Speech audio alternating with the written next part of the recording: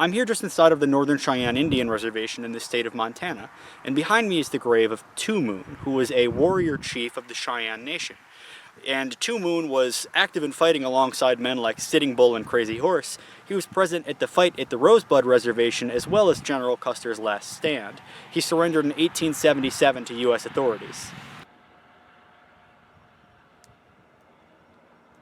I feel that it's also important to point out that right beside Chief Two Moon's grave is the town of Busby, which is one of the administrative centers of the Cheyenne Indian Reservation, and right behind it as well, over to my right here, is a cemetery for Northern Cheyenne men. Many of them were killed in the 1870s in the battles with the U.S. cavalry, and right down the road there, at the wooden teepee, is where General Custer had his last encampment, and I'll take a look at that in just a second.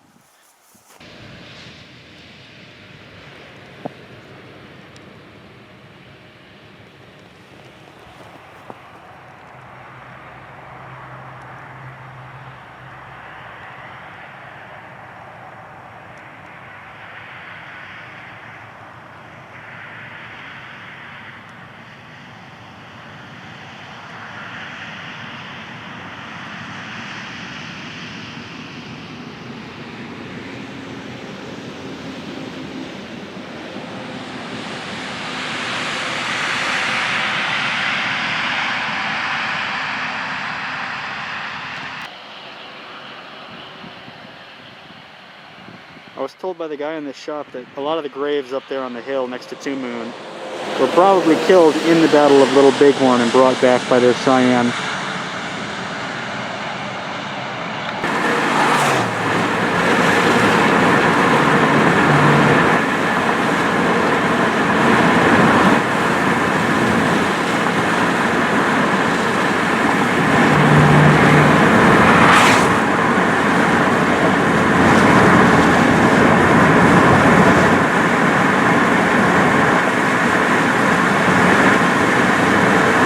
And lame deer.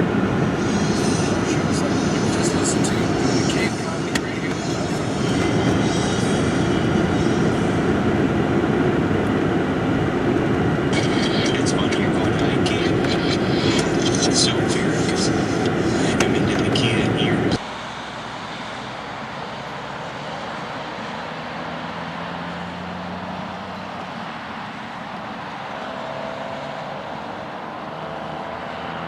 Behind me are two very influential Northern Cheyenne chiefs, Little Wolf and Morning Star.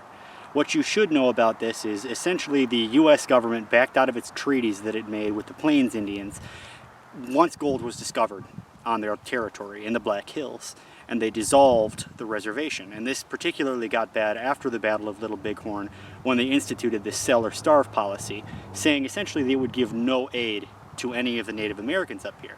And after the Battle of Little Bighorn, the man named Morning Star, who was so admired even by his adversaries that he was compared to William Wallace, accompanied his tribe after joining forces with the Sioux for a short period of time to Oklahoma. And along with him came Little Wolf, or more accurately translated, Little Coyote. And Little Coyote had military prowess, and Morning Star had both military and spiritual prowess.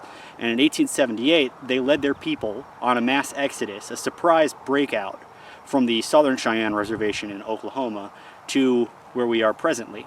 And it was their efforts that had, in fact, created this reservation. Without these two men behind me, we would not have the Northern Cheyenne Indian Reservation, and they would forever be locked out of their spiritual territory.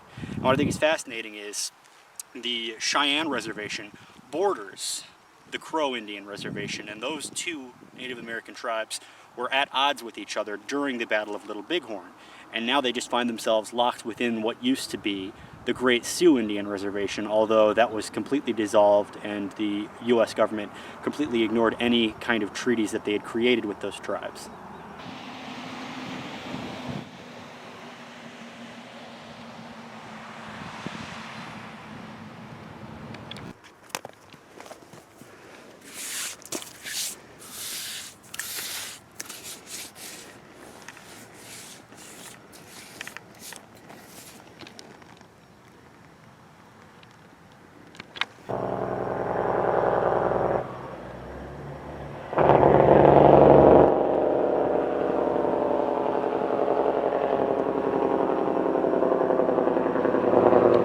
Now that these chiefs are buried on their ancestral land, it's interesting to take a look at the cemetery around them, and we'll see Cheyenne Native Americans from almost every American war. A lot of their tombstones even have the symbol of the Native American church on top of it instead of the Christian cross.